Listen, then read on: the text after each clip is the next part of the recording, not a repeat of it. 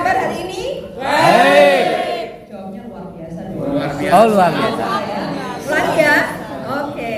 Apa kabar hari ini? Luar biasa. Namanya FKDM. FKDM. Bapak dan Ibu sudah tahu salam Pancasila?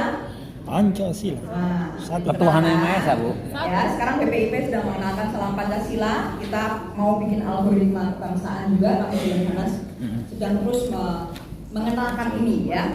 Kalau saya sampaikan salam Pancasila, Bapak Ibu jawabnya salam Pancasila. Boleh Bapak dan Ibu? Boleh. Salam Pancasila. Salam Pancasila. Salam Pancasila. Salam Pancasila. Terima kasih. Tepuk tangan untuk kita semua.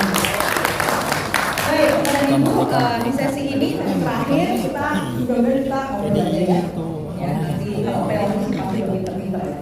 Cuma ini penting ada dua hal yang harus kita samakan persepsi ya, Bapak dan Ibu. Saya senang sekali hari ini ada di sini karena meskipun materinya berat sebenarnya ya, intelijen dasar itu kalau di tingkat sana ya belajarnya bisa minimal 1 minggu gitu ya. Tapi kan ini karena untuk pengenalan ya, untuk Bapak dan Ibu sebagai FKDM, saya rasa saya sangat yakin sering dipraktekkan. Nah, boleh saya tahu Bapak dan Ibu pernah mempraktekkan fungsi intelijen apa, Ibu?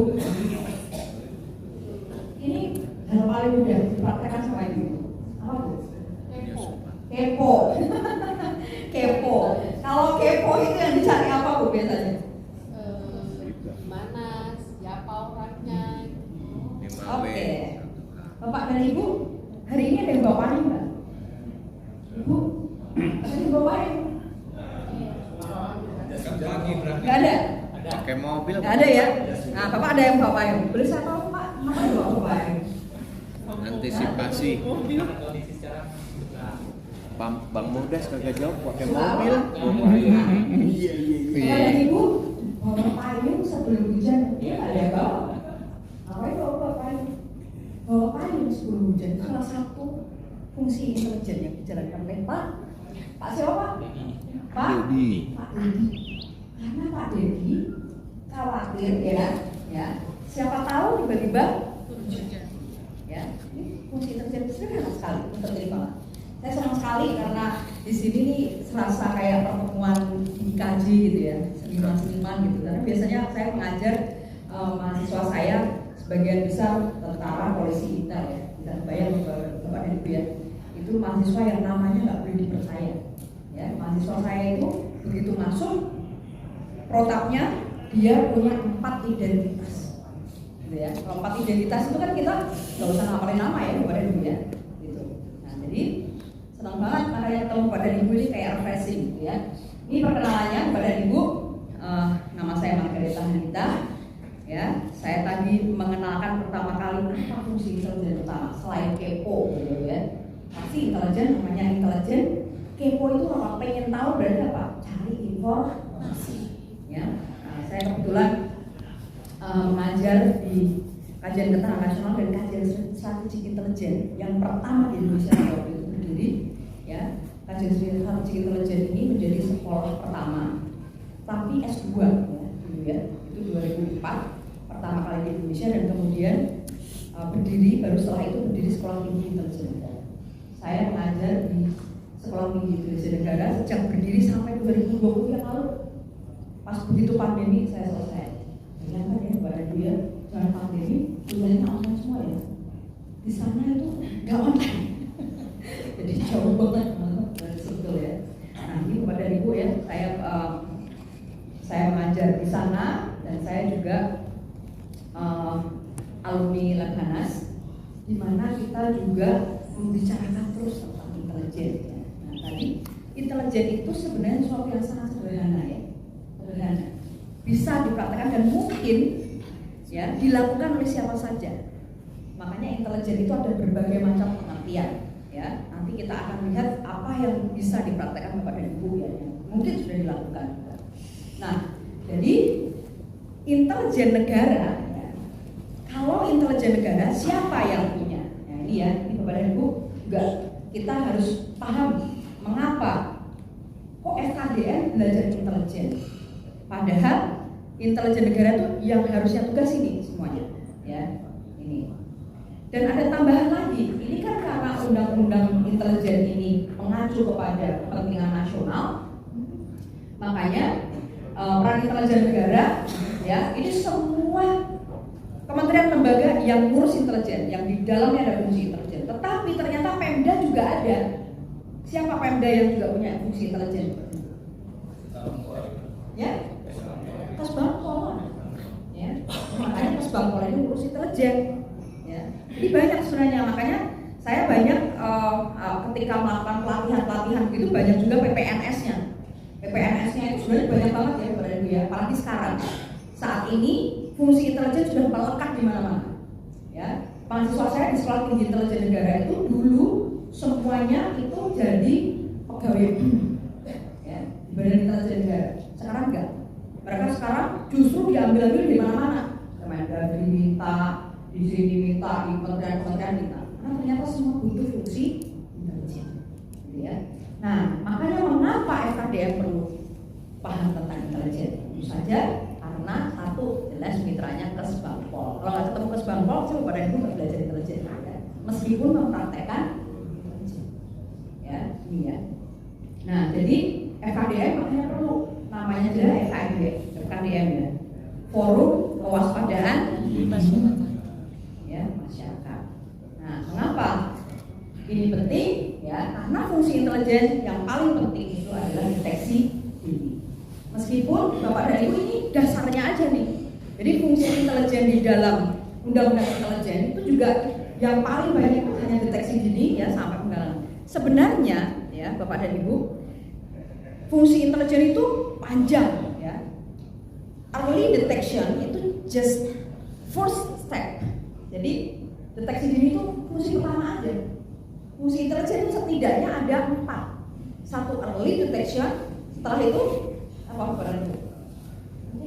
Kayaknya sudah ada yang pernah tahu. Early detection apa Bapak? Early detection, setelah early detection kita bisa early warning.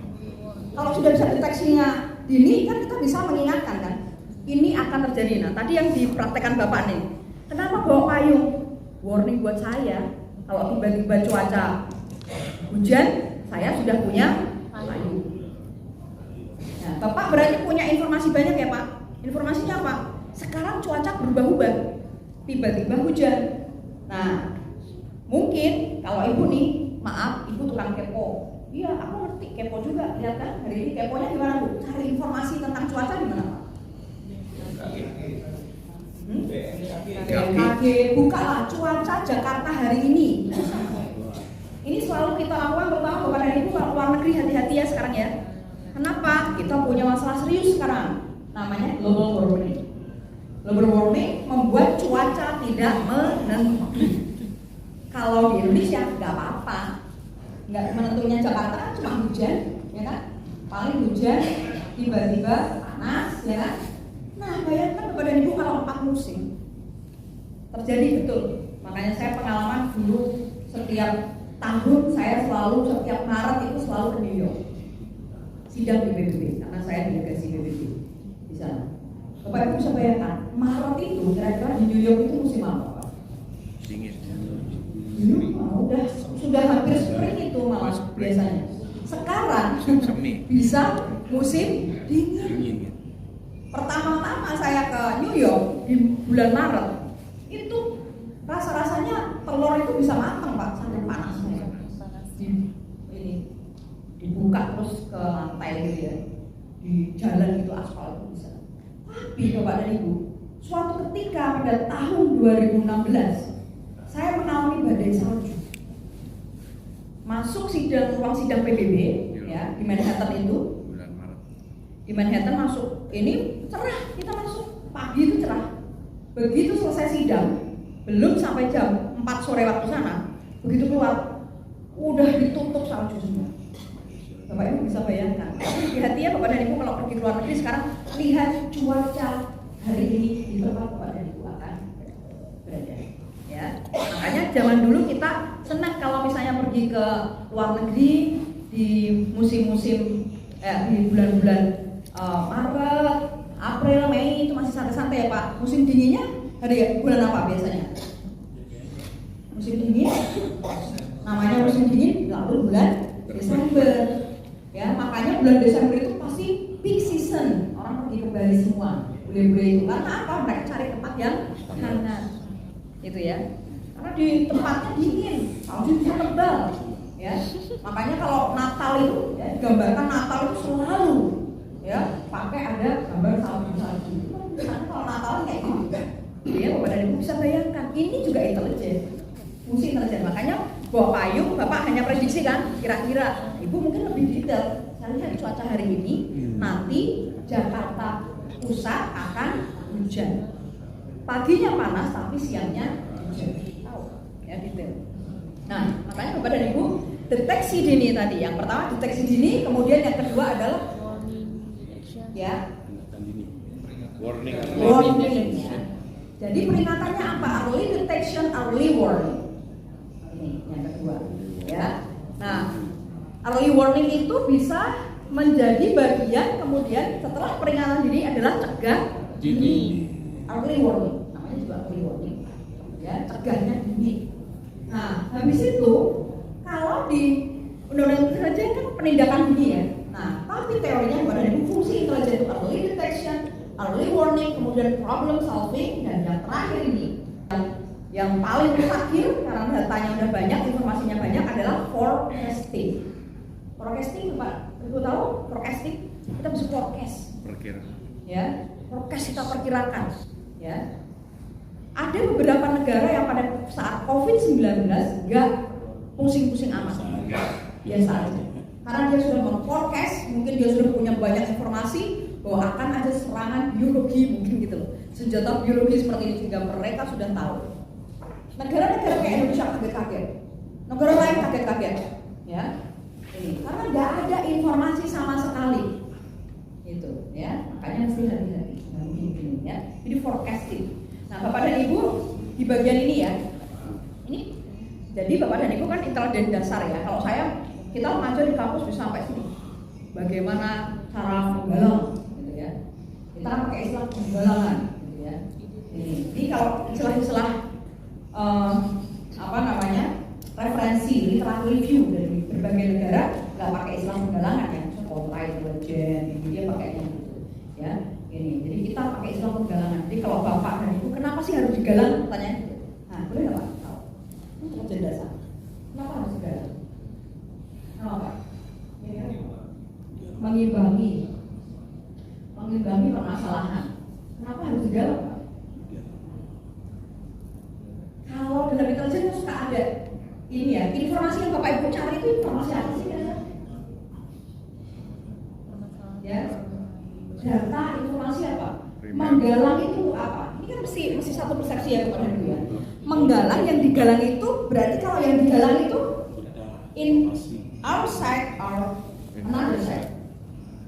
Beda side ya pasti ya. Makanya juga masih galang. Istilahnya kalau perang ya yang digalang itu pasti musuh. Yang digalang pasti musuh, nggak mungkin dong. Ngapain galang temannya sendiri?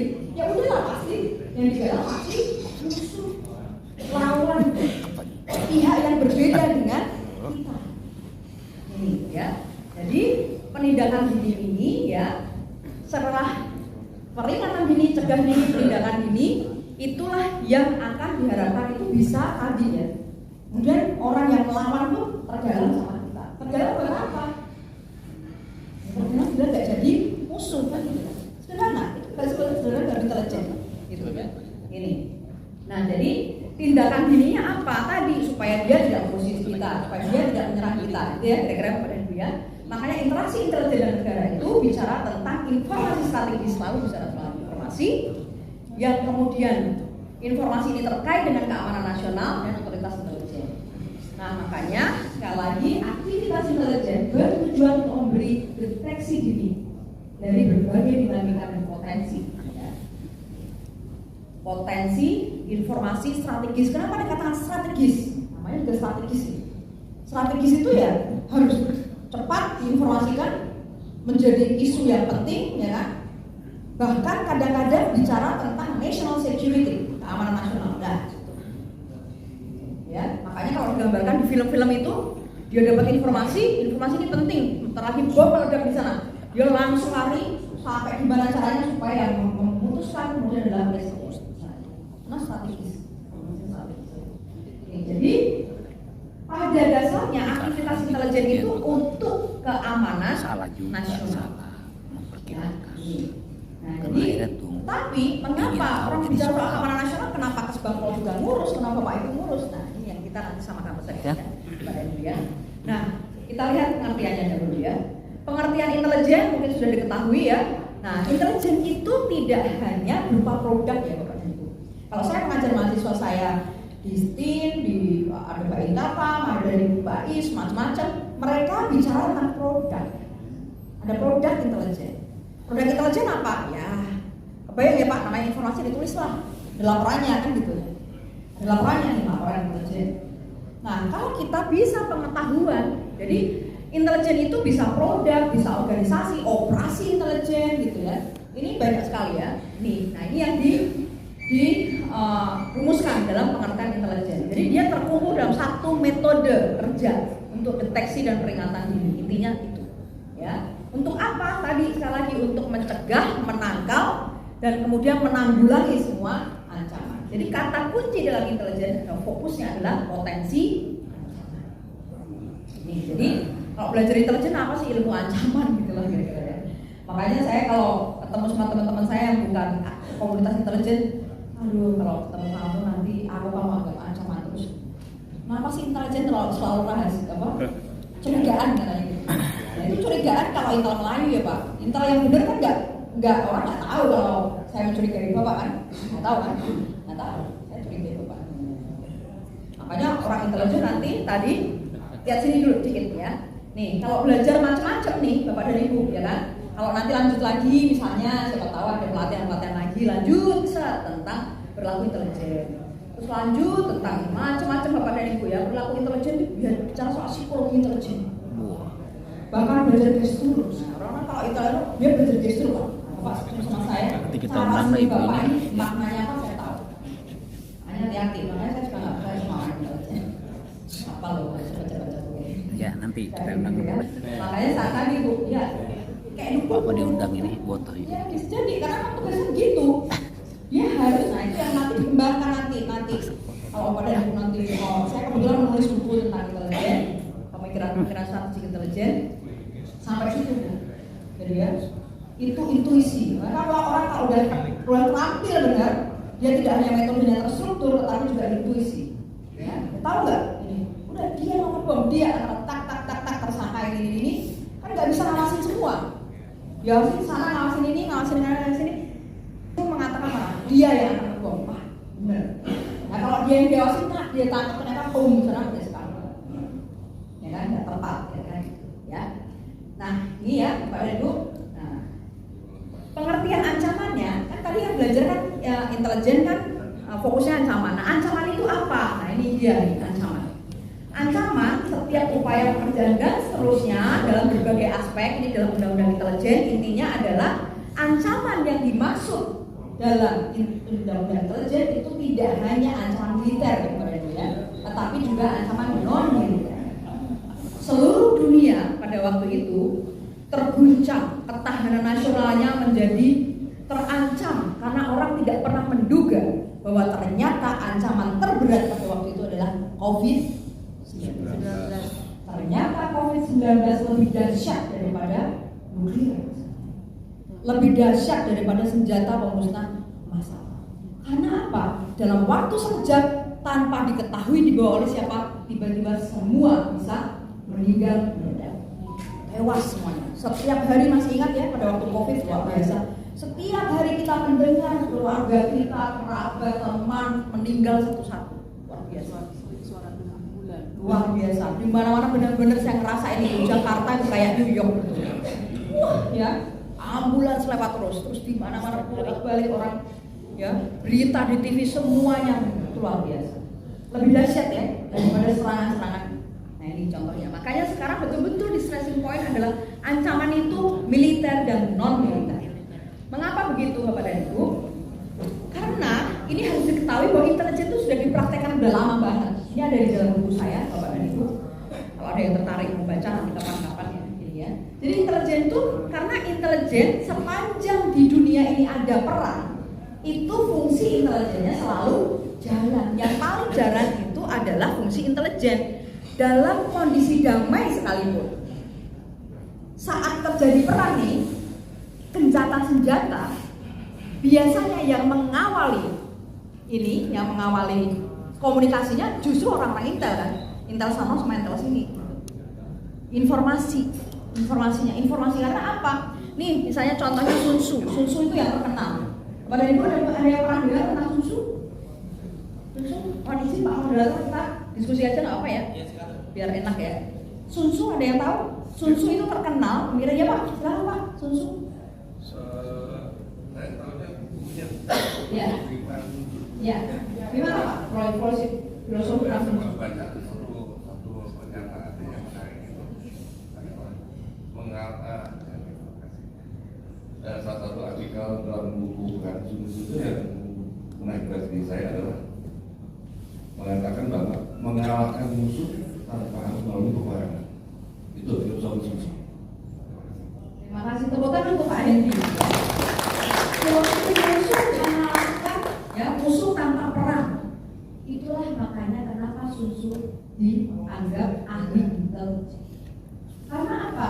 Dia selalu memiliki dasar intelijennya mempertahankan kenabilan musuh. Susu Jadi, Tiongkok ya. mengenal musuh itu untuk apa? Untuk apa? Mengetahui kelemahan musuh kan. Jadi yang dikenali itu kelemahan musuhnya. Jangan-jangan nggak perlu diberondong dengan satu brigade gitu. Ngapain cukup satu orang, ya? Nah, deketin, meninggal. Ada yang begitu ya. Jadi dia mengenali musuh. Makanya dulu intel-intel yang terkenal, Bapak Ibu ya, itu perempuan. Jago intel itu terkenal. Namanya mirip kan ya? Yang terkenal. Ada yang tahu intel perempuan yang terkenal di dunia? Di film ini. Ya. Dia dikenal nama intelijennya itu, nama covernya itu, nama cover. Itu namanya Matahari. Nama covernya. Tapi nama aslinya sama kayak saya Pak. Ya. Gitu. Jadi ahlinya dia. Jadi ternyata dia jadi musuh dalam selingkuh. Itu makanya dia ahli film kan begitu ya katanya. Ya, jadi dia ini ternyata gampang banget gak perlu satu brigade ya semua kirim. Ya, makanya perempuan yang digunakan untuk perang. Ya. Nah, ini banyak ya, Bapak ya. Nah, jadi intinya banyak sekali dia sudah apa sejarah intelijen pun dari zaman Musa ya sampai CIA itu juga ada. Oh, bukan. Saya tahu dari mana? Ini ada di buku saya, Bapak dan Ibu ya, tentang sejarah intelijen itu ada. Saya tahu dari mana? Ya dari buku saya baca, literatur review penelitian di seluruh dunia, Bapak dan Ibu ya, yang paling banyak nulis tentang meneliti ya, publikasi ilmiah tentang intelijen itu adalah Amerika. Ya, kok bisa? Jadi kadang-kadang bukunya Amerika sentris, ya. Ini bukan Amerika, orang semua publikasinya yang paling banyak dari Amerika, kita baca dari situ. Kenapa Amerika publikasinya banyak? Ya, karena dia negara yang sangat demokratis, semua orang boleh, dan semua yang 30 tahun kemudian semua rahasia perang sekalipun dibuka, ya secara publik supaya masyarakat tahu, gitu ya. Gitu. Jadi di sini nih, jadi intel mereka itu juga kode etiknya kuat banget, ya. Nggak kayak Intel Melayu ya. Kalau Intel Melayu kan ngomong aja ini ya, ngomong saya Intel. Nah, Iya. itu Intel Melayu. Lagi pistolnya Intel ada itu yang Bu. benar nggak ngaku ya. Iya, pistol ada pistol ya. Jadi udah dapat satu kode etiknya, nanti saya akan tunjukkan Iya, ya. kalau Intel Apa ada kata pistol kuncinya ya. itu ya. Parah. Ini ya. Ketahuan Mas. Nih, kata kunci. Nah, ini kata kuncinya ini penting. Supaya Bapak dan Ibu juga, nah, ini kata kuncinya, karakteristiknya. Kan bicara tentang apa? Informasi, tapi informasi rahasia. Makanya salah satu kode etik intelijen itu apa? Menjaga kerahasiaan. Termasuk acara hari ini misalnya. Kalau Bapak dan Ibu itu melakukan Foto-foto sharing. ya ya melakukan kegiatan-kegiatan intelijen tidak boleh mempublikasikan apapun yang dibicarakan di sini. Ini ngapain nih Pak? Nah, kan Bapak rekan-rekan saya nanti nggak boleh disebarluaskan gitu ya Pak ya? Iya. Kan gitu, harusnya gitu. Itu salah satu kode etik pertama. Jadi kalau Bapak dan Ibu menjadi salah satu sumber pertama itu ya jangan ember. Hari gini nggak ember, nggak seru. Nah itu makanya saya bilang susahnya di Indonesia, di negara-negara maju yang memegang kode etik itu jadi menjaga itu. Karena apa? This is about national security. Sekarang nggak kelihatan, tapi nanti kelihatannya. Makanya hebat kenapa Amerika betul-betul ini yang kayak gini dijaga. Yang sudah kayak gitu aja Bapak dan Ibu ingat ya, dia diserang 911 itu kemarin. Yang kayak ini udah hebat ini. Kenapa hebat? Ya orang dia, oh itu kayak gitu dia kebobolan. Berarti apa? Musuhnya lebih hebat. Ya, ternyata, nah di situ nih kalau sampai jauh nih Pak nggak intelijen dasar, saya akan ngajak Bapak dan Ibu belajar tentang fusion intelligence. Wah. Fusion kalau kontra sih gampang Pak. Kontra itu kalau saya sih bilang termasuk dasar tapi nggak usah lah kalau Bapak dan Ibu ya udah sering lah praktekkan. Gampang ketahui. Kalau kontra itu kan gimana caranya tadi itu kontra Bapak ini kayak gitu, yang penting operasi ini Anda kan gitu aja kenapa?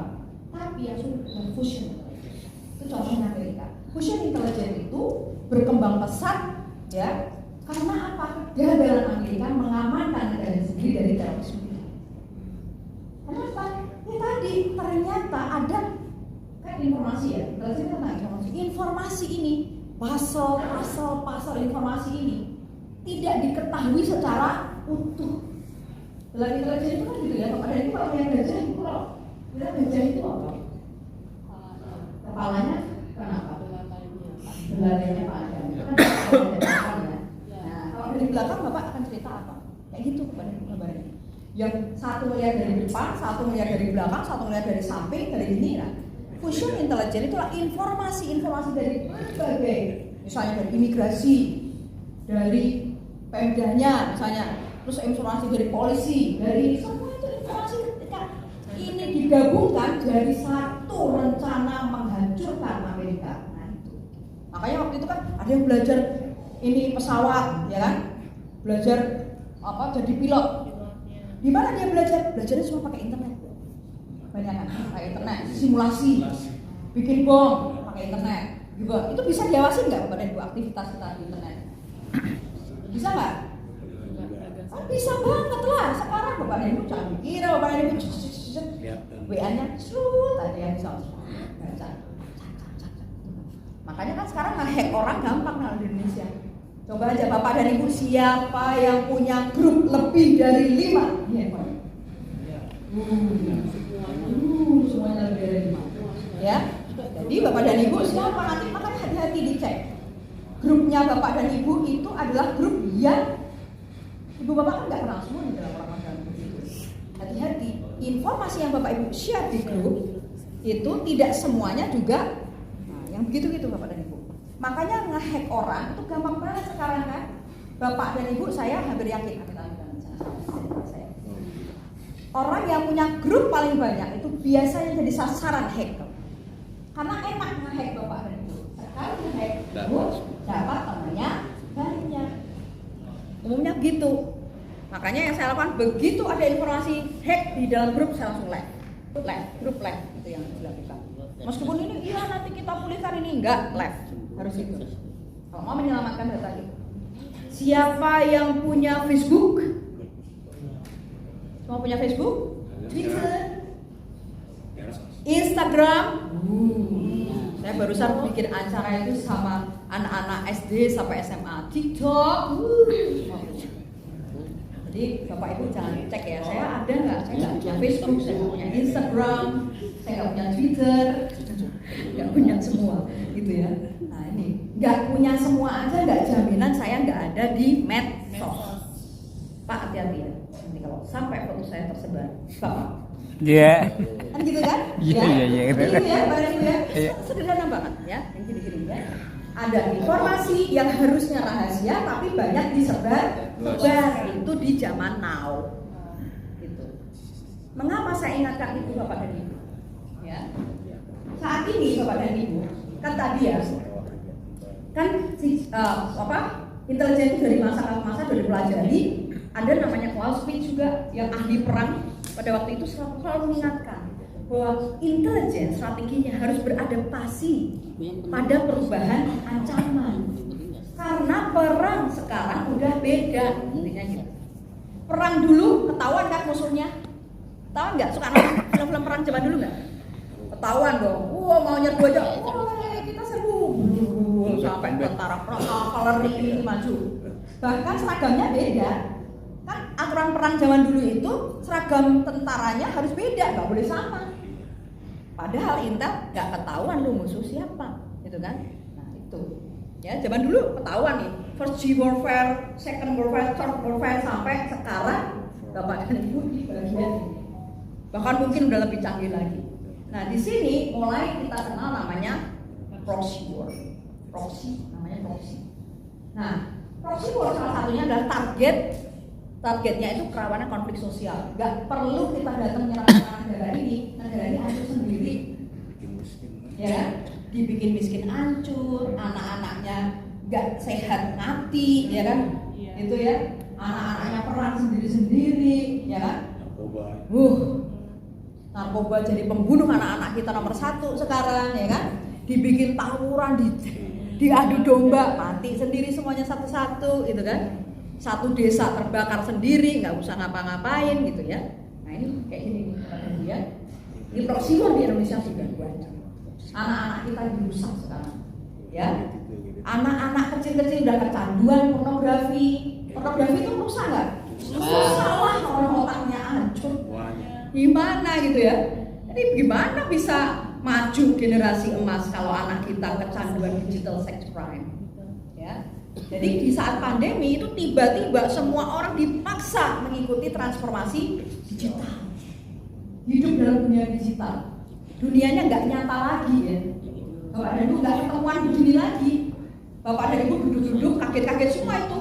Orang tua itu yang anaknya ternyata anaknya itu adalah tokoh ya, aktor di dalam perdagangan orang. Kemarin lagi rame nih. Kenapa? Ternyata udah jual motornya namanya dijualin, tiba-tiba ngakunya sekolah ternyata dia check in pakai WeChat. Ayo siapa yang punya WeChat?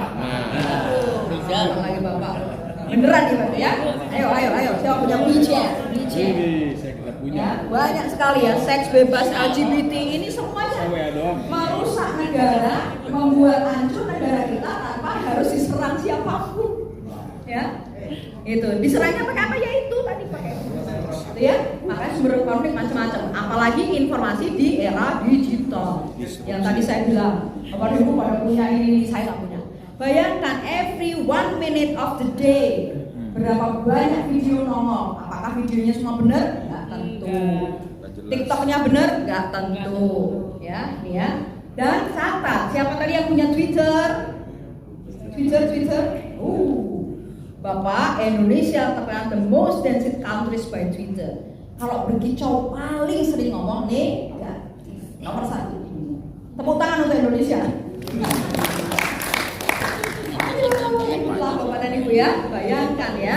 Ingat potensi konfliknya by Twitter, hanya karena Twitter ya Bapak dan Ibu ya. Bapak dan Ibu Twitteran doang keluar bisa bunuh. Itu terjadi di namanya negara pada waktu negara Estonia. Estonia diserang siber, semua informasinya dibikin hoax, hate speech ini segala macam, pemerintahnya down. Diserang sampai pelayanan publik hancur. Hanya dengan serangan siber. Gak ada tentaranya yang nyerang, semuanya down. Mau pemerintahnya dimaki-maki ini segala macam, gak ada. Ngeri. Estonia. Jakarta pernah nggak? Pernah. Jangan lupa Bapak dan Ibu, 2016 indeks demokrasi Jakarta turun drastis dari 1 sampai berapa itu? Karena apa? Yang paling sering ada konflik kekerasan kita. Demo hampir setiap hari. Ingat pada waktu itu? Hati-hati makanya Bapak dan Ibu ya. Bentar lagi pilkada. Tidak ada satupun wilayah di Indonesia yang bebas dari konflik pilkada termasuk di Jakarta. ini tantangan kita kepada Ibu. Mengapa saya ingatkan di era digital kita seperti ini? Karena survei sudah membuktikan bahwa budaya etik kita, budaya digital kita itu buruk tadi kan. Di Twitter terkenal kita sering ngomong negatif dan udah gitu minta maafnya susah ya Bapak dan Ibu. Kalau dulu nggak ada itu nggak apa-apa Pak, minta maaf kita datang silaturahmi, kita ini rame-rame. Sekarang nggak bisa. Lu bisa minta maaf, gimana caranya ngapus tuh uploadan lu yang bikin gua sakit hati. Ingat ya, sakitnya tuh Di sini. susah kan? Di sini. Ya, makanya sekarang semua Bapak dan Ibu hati-hati dengan jejak digital. Jejak digital tidak akan pernah hilang. Makanya Bapak dan Ibu bisa bayangkan banyak kita di antara kita itu semuanya kan senang banget mengupload ya barang-barang di internet macam-macam, data pribadi keluarga. Jadi nggak perlu ngintelin Bapak dan Ibu ya, nggak perlu surveillance. Makanya Intel sekarang tuh enak banget. Kenapa saya ingatkan begitu ya? Tadi kan ya intelijen, lihat praktek intelijen kini makin canggih Bapak dan Ibu. Nggak perlu saya datang di rumahnya Pak Gustaf, saya bisa intelin Pak Gustaf. Nah, istilahnya gitu. Dari mana? Cek aja. Namanya Pak Gustaf T. Cek. Pak Gustaf, Pak Gustaf nggak punya apa-apa nih. Cek relasinya. Anaknya Pak Gustaf siapa? Temennya Pak Gustaf siapa? Nah, ceknya nggak usah dari Pak Gustaf, nah ceknya dari Pak Rizal. Orang temenan? Cek spy lah Pak Rizal. Cek Pak Rizal, ternyata hari ini dia pergi sama Pak Rizal. Ketahuan Pak. Makanya saya selalu berdebar-debar kalau ketemu teman-teman yang punya medsos banyak, ya. Ikut foto, kenapa? Ya, gimana ya? Karena kita dikejar algoritma. Ya, hati-hati. Makanya sekarang mau profil orang gampang banget. Saya pasti bisa tahu Pak Rizal suka apa. Dari internet. Orang nggak ditanya aja favorit. Nah, favoritnya apa? Nah, suka jalan-jalan ke mall. Mall apa yang bisa? Kalau ke mall ngapain? Keluar semua. Yang makan nggak? Terus saya tidak tahu. Mall dari zaman dulu surveillance. Buka aja di Papua. Ini jangan orang. Nggak usah marah. Belum lagi Bapak dan Ibu di Korea lebih ngeri. Di Korea itu makanya banyak sekali kejahatan anak perempuan di sana nggak merasa aman tuh. Karena apa? Di mana-mana ada spy cam. Hati-hati kalau di Korea Bapak dan Ibu kalau jalan-jalan ke Korea jangan asal motret ya Pak. Nanti ada motret ada orang lagi. Maksudnya nggak motret orang itu, motret ini tapi ada orangnya. Bisa dilaporkan. Nggak boleh kita motret sembarangan. Rekam sembarangan. Nggak boleh. Karena apa? Di sana perlindungan data pribadinya apa? Itu aja karena apa sih Google terus banyak spy cam di mana-mana. Jadi bayangkan kalau spy camnya, Bapak dan Ibu tahu ya Jakarta menerapkan smart city. Ya saya udah pernah datang smart city-nya canggih semua. Hati-hati Bapak dan Ibu, pernah lihat beneran Pak. Di smart city itu, itu ada bapak-bapak pipis di pinggir itu, pipis di, ketahuan Pak ada bapak kan nggak tahu kan dipasang di mana kan? Nah denda tuh. Itu maksudnya. Jadi dari zaman dulu itu kan ada yang flu itu loh, pakai flu itu ya. Ini ada corona, ada jalan rusak itu. Ya. Jadi semakin canggih ya, Bapak ya. Dari human intelligence zaman dulu cuma human intelligence pakai intuisi, deskripsi doang, sekarang udah canggih. Pakai cyber intelligence ya. Tetap human intelligence-nya pakai, tapi human tanpa human. Orang sekarang nyerang tanpa pakai pesawat tanpa awak itu bisa. Nyerangnya pakai drone. Kemarin ingat ya Bapak dan Ibu ya, Rusia yang main itu drone. Kirim drone dikendalikan dari jauh, drone-nya udah gitu bukan juga tentara itu amatir itu. Titipin boom. Keren kan? Jadi perangnya nggak kayak udah game canggih semua, simulasi beneran. Boom. Makanya Bapak dan Ibu itulah perang canggih zaman now aja Rusia kan kalah. Kalau kita ngomong Rusia kalah, dia ngomong enggak, ini Ukraina yang kalah. Karena mereka sampai detik ini nggak takluk kan. Yang dia gambarkan hebat begitu, tapi tunggu dia punya orang-orang militan yang ahli-ahli. Nah, itu Bapak Ibu ya, sangat makin canggih. Nih, kalau sekarang pengumpulan datanya aja open source banyak yang tadi saya bilang. Saya siapa? Bu Yuni, saya pasti bisa tahu dalam setiap Bu Yuni suka belajar apa. Jadi kalau saya nawarin ibu yang pasti akan tertarik, nah ibu juga ternyata suka kerudung modelnya begini. Tuh, karena apa? Itu beli terus itu. Belinya online lagi. Nah, ketahuan. Pak Hafiz suka makan apa ketahuan. GoFood-nya beli itu terus. Ketahuan ya. Jadi open source yang paling gampang sekarang. Open source. Waduh ini seru banget ya pokoknya. Aduh makanya. Nah, saya bilang adek ketahuan kan kita belinya udah martabak terus. Ya, itu ya Bapak dan Ibu ya.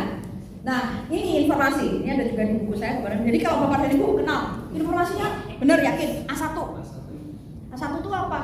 Nah, boleh tahu Bapak dan Ibu kira-kira contohnya apa? Informasi A1.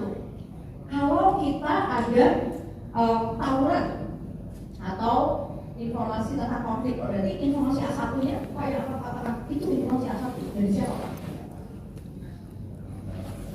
Ya, masyarakat terdekat. Ada lagi nggak yang lebih dekat lagi? A1-nya siapa? Pelaku. Ya? Yang suka tawuran dari Bimas. A1-nya nih, A1, ayo. Loh, pelaku sendiri ya. Ya, kalau buat beauty ahli intelijen. Jadi A1-nya siapa? Yang korban tawuran dia, yang pertama kali itu dia sama dia nih. Nih, Hanita Ayu ini yang berkelahi duluan. Nah, pasti dia lah. Ya kan? Terus, wah, kata siapa ini? Dia. Dari mana kamu tahu? Wah, udah viral. Dia yang pertama kali gebuk-gebukan. Oh, udah selesai. Ya, A1. Nah, yang dekat-dekat nih, ya main nih, yang turun-turun. Ya, B2 sampai yang ada F6 apa itu tuh? Iya, yang sana tuh tetangga sebelah biasa, dia tahu dari viral.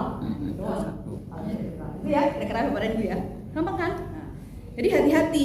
Ini yang bermasalah nanti di sini. Ada yang suka ngaku A1 padahal enggak A1. Nah, itu enggak akurat istilahnya ya. Nah, ini ya Bapak dan Ibu. Nah, inilah tantangan penanganannya. Kelemahan deteksi. Jadi ketika intelijen tidak mampu mendeteksi sumber potensinya, potensi konfliknya, ya. Belum lagi aktor-aktor yang seharusnya mencegah nggak cegah. Informasi dikasih tahu ngeyel, ya. Alah itu biasa, itu mah biasa, besoknya bau beneran. Ya, makanya, lah berarti kan kita curiga dong sama tetangga. Ya, namanya juga intelijen Pak. Makanya nanti yang datang ke sana jangan Bapak, kan gitu kan? Informasi kan biar nanti yang analisis itu kan ya Bapak Ibu kan memberikan informasi yang analisis ada lagi nih Bapak Ibu kasih info ke Bimas, ke Bintang-Mas, ke Bangpol ini, nah ini nanti di sini ya belum ini di sini ya ada macam-macam nih ini yang nanti analisis ini masih informasi naik lagi analisisnya ini lagi ya kalau yang terkait dengan terorisme macam-macam ada Densus, ada BNPT ini banyak lagi gitu ya. Nah ini Bapak Ibu, masalahnya gini ya, kita kan masyarakat kita kan banyak banget dapat ancaman ini nih. Provokasi, agitasi, propaganda ini banyak banget terjadi kayak gini. Nah akhirnya apa yang terjadi kan? Nah kita jadi nggak tahu kan mana yang benar dan mana yang salah. Kita hidup katanya dalam era post-truth.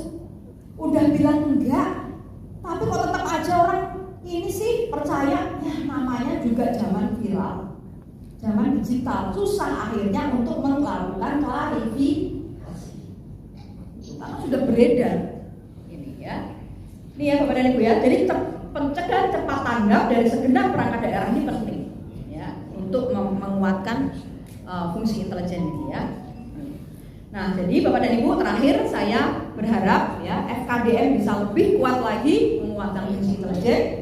Yang pertama caranya gimana? Ya nggak ada yang lain kepada Ibu selain literasi digital. Jadi cek, recheck, cross check, ya, double check, triple check kayak gitu lagi. Ya memang harus begitu. Karena kita kan hidup dalam dunia masyarakat informasi. Informasinya nggak mau tahu aja, mau terus ya Pak. Makanya hati-hati Bapak dan Ibu kejar algoritma. Sekali Bapak dan Ibu lihat yang aneh-aneh, dikejar-kejar, nggak bisa hilang. Ya. Makanya itulah yang membuat anak-anak kita gampang terpapar pornografi. Ya, itu FKDM siapa tuh? Ada yang di situ? Nah, mana Bapak? Ada foto Bapak di situ. Ya, Bapak dan Ibu, ya di anak-anak kita saat ini banyak sekali yang terpapar pornografi. Karena apa? Pornografi itu pintar-pintarnya pornografi itu nggak ada pakai kata porno, nggak ada. Dia pakai algoritma aneh-aneh itu. Terus sekali dia kepencet berikutnya dikasih terus Dan itu algoritma Itu mampan sama. itu ketua mampan. Makanya saya selalu hati-hati sekali dengan Iya, laptop dua saya, hari. gadget saya ini jangan Dua sampai barang. isinya gitu orang nggak ada itu aja nongol-nongol sendiri. Oh, Ya kan? bukan Nah, si- itu era informasi di mana kita nggak mau informasinya pun ada. Jadi kita disuguhi Oh, banyak informasi. gitu ya. Makanya kita Paham, bisa paham gitu. cek dicek ya. Mantan Loh, wali ini kota kan Batu. sumber ini gini makanya satu pasti portalnya yang asli. Portal asli aja dihack bisa. Nah itu, ya susah dong ya. Iyalah, namanya juga relasi digital. Oh, bukan Ya, Cika, itu harus bukan. dilatih. Di Estonia karena belum pernah diserang, sekarang Oh, menjadi itu bukan. negara dengan pertahanan siber terhebat di dunia. Caranya gimana? Dia mengajari relasi digital sejak TK. Itu hijau apa Dari coba? TK anak-anak sudah terhubung semua dengan internet, dia diajari mengenali berita bohong Kita dan itu enggak. Cara melakukan klarifikasi, cara melakukan ini. Jadi diajari. Iya, Kecil. pakaian kita itu. Jadi yang belajar bukan hanya orang dewasa. Kalau di kita kan, ya di grup Bapak Ibu punya nggak? Grup dari yang grup Ibu Arisan Bu sampai saya di akademisinya profesor semua. Ada tiba-tiba ada sebuah berita bohong itu muncul baru. Dan itu berarti kan di grup saya yang isinya guru-guru besar, profesor semua ini kena juga kan dia. Dia membagikan juga kepada kelihatan. Udah pendidikannya tinggi pun bisa kena karena literasi digitalnya rendah. Makanya ciri-cirinya ya bagaimana untuk mencegah hoax ya, hate speech macam-macam ini kan selalu biasanya viralkan itu ciri-ciri begitu tuh hati-hati. Mostly ya kayak gitu, kebanyakan itu bohong. Makanya dia minta kita viralkan. Ya. Untuk apa? Ya orang yang nggak tahu ya dikasih tahu biar kena bohong semua. Ciri-cirinya begitu. Ya. Deteksi potensi ancaman konflik sosial, informasikan kepada aparat. Bukan disebarluaskan juga kalau belum tentu benar, ya, Bapak Ibu ya. Mapping nih, pengumpulan informasi potensi ancamannya kalau Bapak dan Ibu koordinator di lapangan. Aktifkan generasi muda karena ingat generasi muda itu paling cepat. Mereka masih cari jati diri, masih cari ini. Jadi mereka kalau yang duluan pasti hebat, gitu. Ya, kayak gitu. Nah, terus ini ya, jadi jadikan mereka semua agen perubahan dan agen perbedaan. Ya. Dan yang terakhir, hargai perbedaan, dukung moderasi ajaran agama yang toleran. Karena Ibu Bapak, Indonesia itu keberagaman Indonesia itu punya good side and bad side. Ya. Makanya jelang pemilu selalu gunakan menjadi politik identitas. Ya. Terima kasih, mohon tepuk tangan untuk kita. Ada pertanyaan? Silakan.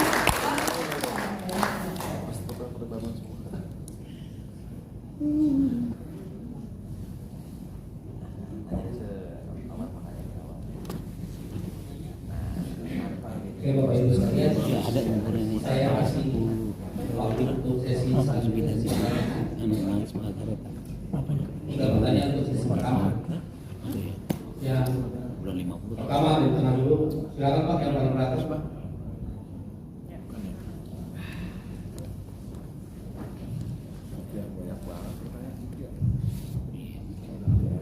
Itu aja. Ya cepat balik.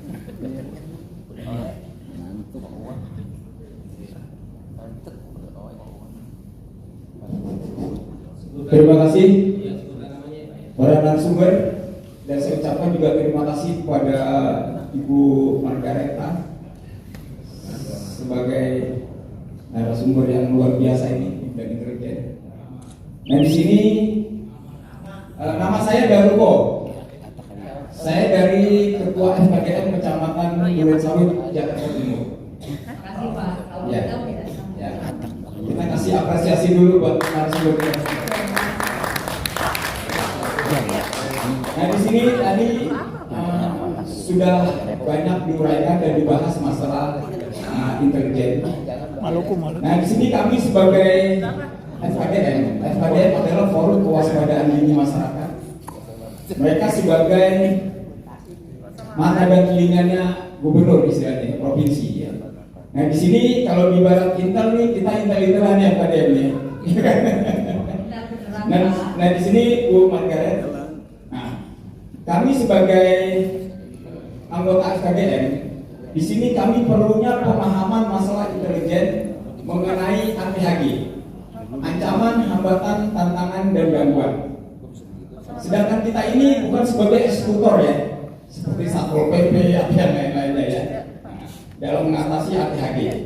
Nah, permasalahan ini adalah kita harus deteksi dini, cegah dini ya, pengatasannya. Nah, permasalahannya di sini narasumber kita ini kan belum memahami ya, apa sih ya FKDM ini dan apa sih kinerja yang efektif dan akurat untuk pengamanan ADHD. Bukan hanya sama dia, nanya sama Permasalahannya apa? Kita ini jarang mendapatkan dia kan yang memberikan masukan ilmu tentang masalah materi-materi intelijen. bangga yang ditanya sama Apalagi sekarang dana hibah FKDM ini sudah tidak ada, nggak seperti dulu ya. Kita sering ke puncak ya. Nah, kita sering diberikan ini yang ditanya lembaganya, bukan ilmunya.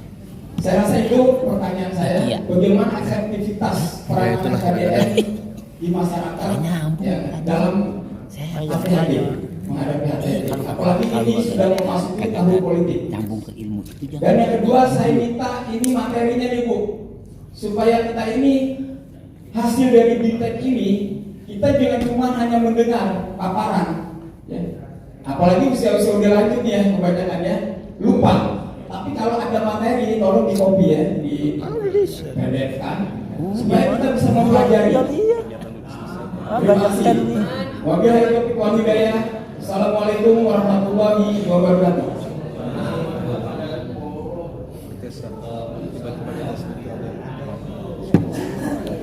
Ya, terima kasih Pak Jardi ya. Satu aja dah. Saya nanya ya. Apa? Iya saya nanya ketua ya. Saya nanya sebentar.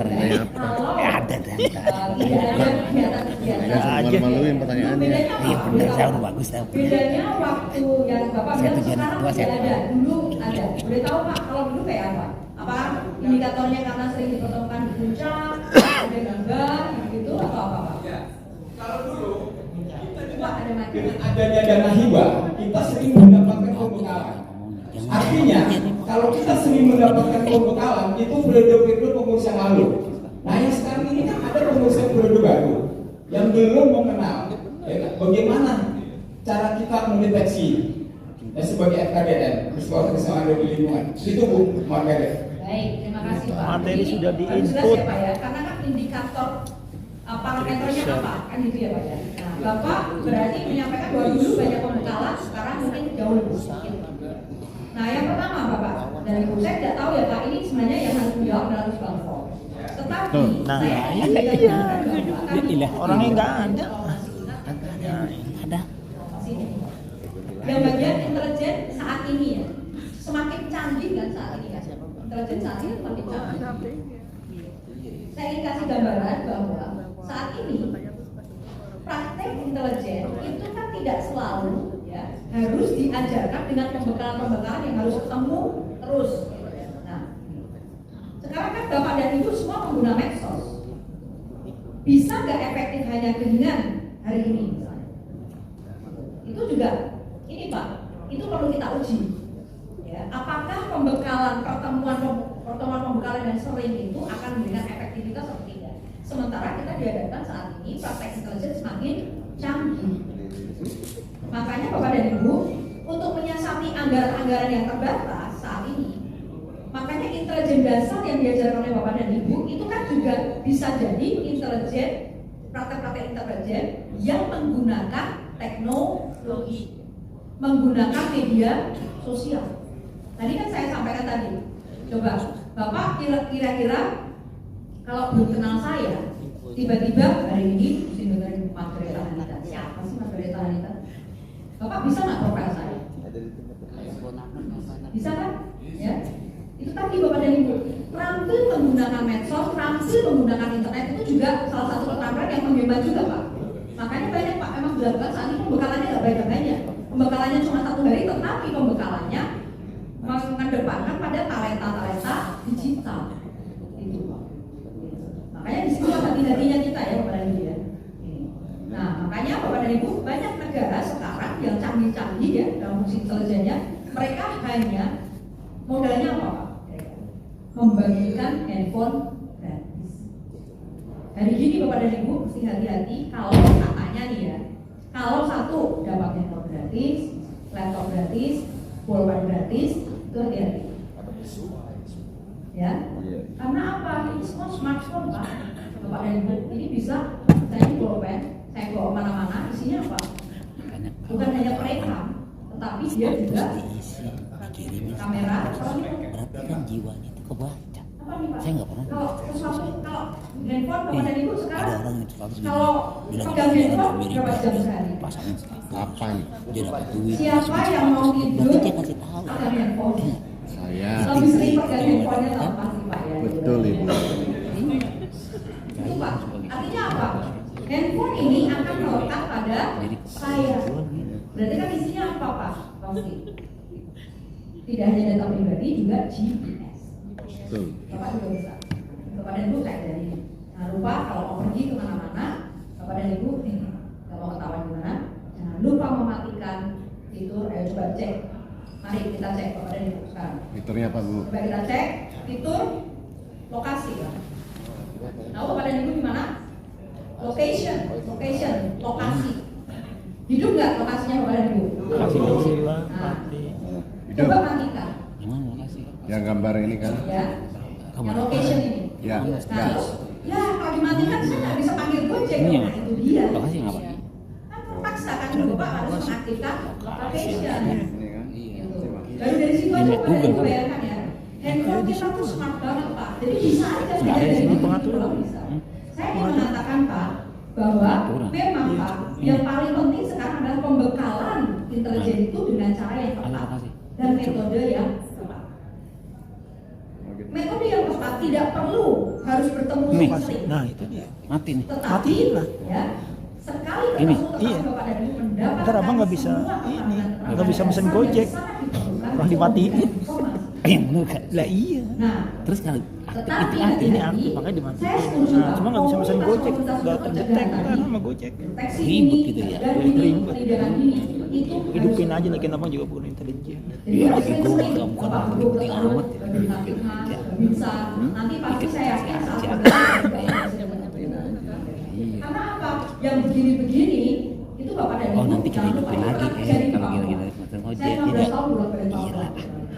Bisa nggak Jarang. pernah ada take down ya Bapak dan Ibu ya? Jadi Perlambatan cara internet. lokasi kita nggak tahu Di deh. take down ya. Dan di Jakarta itu pernah Aku terjadi baca. seperti itu. Orang Nah, dimatiin. itu tuh apa? Menahan arus informasi yang begitu kencang. Karena apa? Dideteksi bahwa akan ada kerusuhan yang pasti jatuh korban. Karena begitu jatuh korban ada yang kena peluru, kena ini, apa segala macam akan dibesar-besarkan beritanya. Difoto, kirim, ya seperti itu. Di Papua juga begitu Pak. Pada waktu itu benar-benar analog, semuanya hanya pakai HT. HT lagi nggak ada lagi. HT pun hanya bisa kirim ini, nggak bisa ini. Frekuensi berubah-ubah. Ya. Ini. Jadi memang Pak sekali lagi sekarang kita lebih menggunakan not just hard skill ya, tapi juga soft skill Pak di situ. Tapi sekali lagi ketika membutuhkan informasi dan koordinasi saya tetap menyarankan harus sering ketemu. Karena hati-hati kan kita kalau ngomong lewat telepon jangan bisa ada gitu loh Pak. Makanya sekarang Bapak dan Ibu awas ya jangan dari kami. Banyak yang punya handphone di pejabat sekarang nomornya bukan nomor Indonesia, nomornya nomor asing. Ya, dulu Pak nomornya nomor mana nih? Biasa aja. Nah kalau nomor Indonesia datang di atas set. Itu ya Pak. Tetap semangat ya Pak. Jangan pecah ya no. Terima kasih tepuk tangan. Pakai negara mana? Bang Muda sebagai negara mana? Negara Afrika.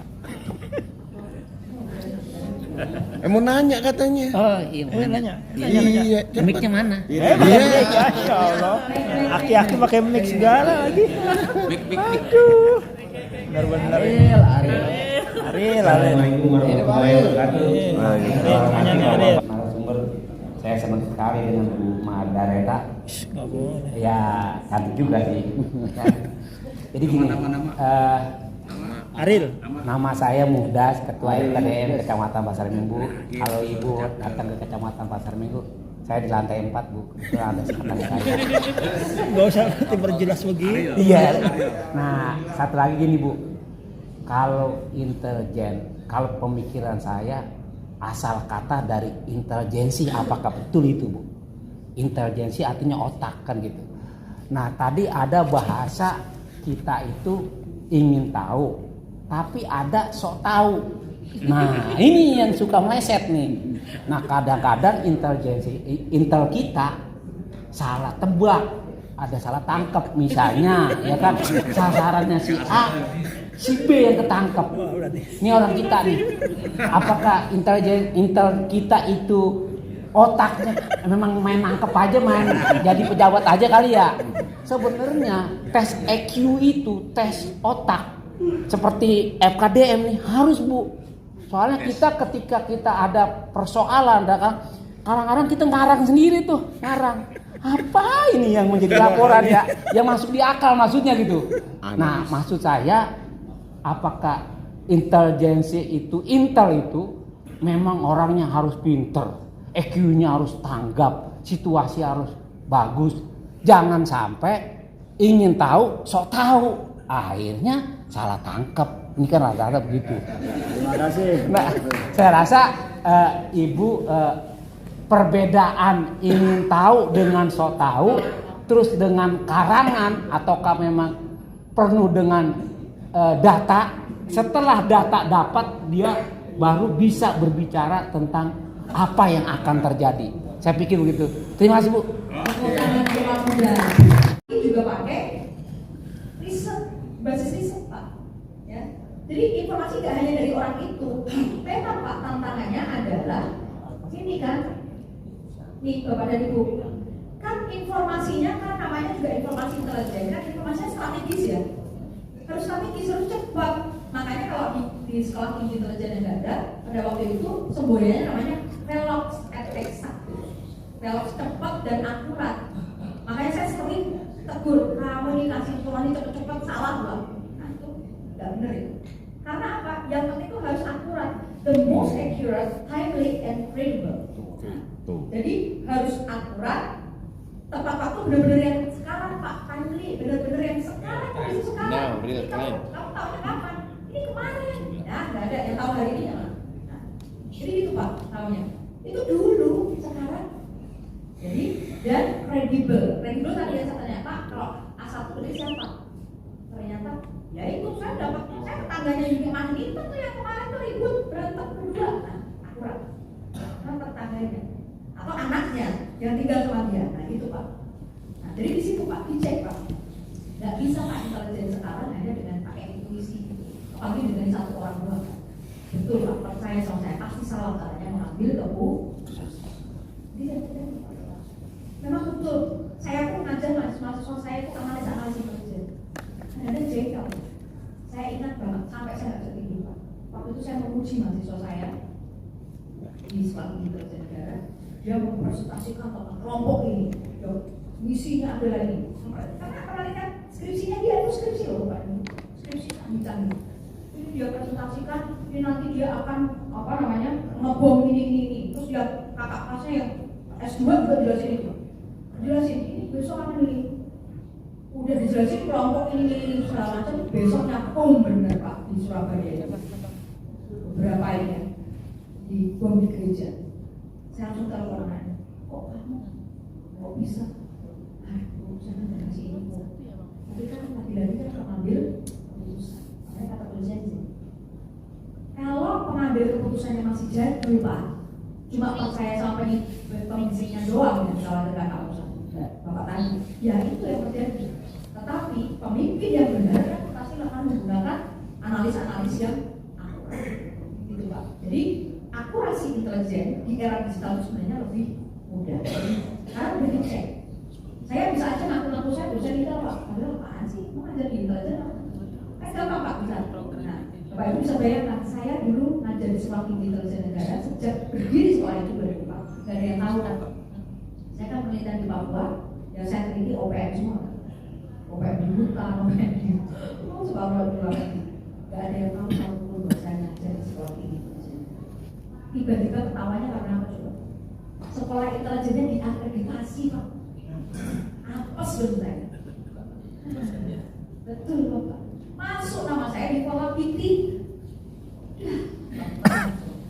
Makanya Bapak dan Ibu kalau lihat ya nanti Pak itu nongol-nongol juga Bapak kalau cek. Saya kan mau menyembunyikan juga itu nggak bisa. induk dosen saya 5119077501. Nama dosen STIM itu 51. Ya kan? Saya dosen pertama STIM. Gara-gara itu baru sebar, semua orang baru tahu kalau saya ini dosen intelijen. Padahal sudah 15 tahun dari yang tahu. Itu kan kode etik juga ada. Kita pernah dulu di sana zaman saya dulu ya, saya nggak tahu sekarang. Cuman dulu semua dosen-dosen intelijen Pak, saya makanya sampai di sana waktu akreditasi baru itulah pertama kali saya foto di sekolah intelijen. Tidak pernah foto saya Pak. Tidak pernah tahu saya. Tiba-tiba foto. Saya baru ini Pak foto sekolah. Covernya cakep. Itu kan. Jadi Bapak bisa bayangkan buku saya yang tadinya foto banyak kemudian yang minta di take out. Buku saya tentang Papua ini terbit 10 tahun kemudian selesai. Karena mereka akhirnya tahu kan cover saya terbuka karena gitu ya. Kalau cover saya nggak. Itu nama banyak Bu ya? Ya? Nama banyak juga ya? Siapa? Nama Ibu? Nama soalnya. Ya, enggak lah. Alias. Ya, jadi pokoknya kita nggak ada yang ngaku. Saya bukan praktis intelijen ya Pak. Saya tidak mengenalkan praktis intelijen. Tapi kalau saya dosen intelijen kan bisa dicek. Ibu Ya kan? dosen. Saya mau aja bisa, Bapak bisa cek. Ya tadi kan contohnya nomor ibu dosen saya aja 51. Itu udah susah juga. Saya mau beli juga susah ya Pak. Dan faktanya memang aja. Tetapi kan jangan lupa bahwa intelijen itu juga adalah ilmu pengetahuan. Terima kasih Bapak dan Ibu. Mohon maaf jika ada hal yang kurang berkenan. Assalamualaikum warahmatullahi wabarakatuh.